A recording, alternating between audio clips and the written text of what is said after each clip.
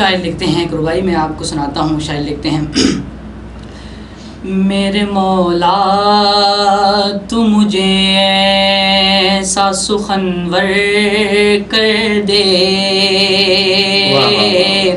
میرے مولا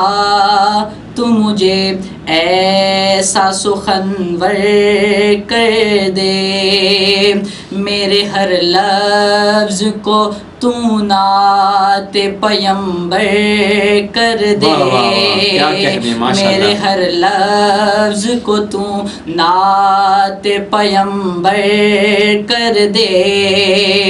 اور اس کو ملتی ہے بقا دونوں جہاں میں نادر، اس کو ملتی ہے بقا دونوں جہاں میں نادر، جان جو نام محمد پہ نچھاور کر دے، جان جو نام محمد پہ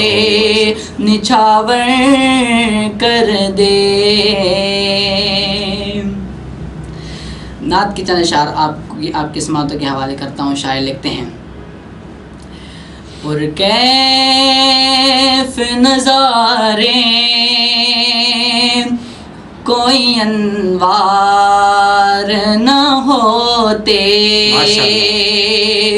پر کیف نظارے کوئی انوار نہ ہوتے، پیدا وہ اگر سید ابرار نہ ہوتے، پیدا وہ اگر سید ابرار نہ ہوتے، پر کیف نظارے کوئی انوار نہ ہوتے، اور قرآن بھی کعبہ بھی مساجد نہ مدارس، قرآن بھی کعبہ بھی مدارس نہ مساجد،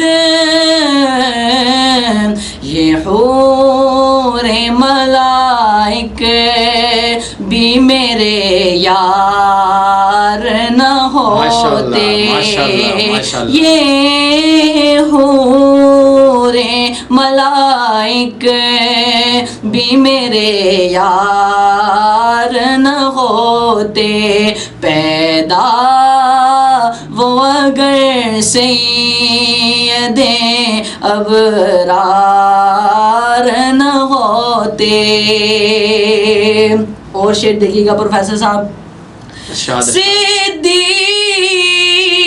ہی ہوتے نہ نظر آتی صداقت، صدیق ہی ہوتے نہ نظر آتی صداقت، فاروق عمر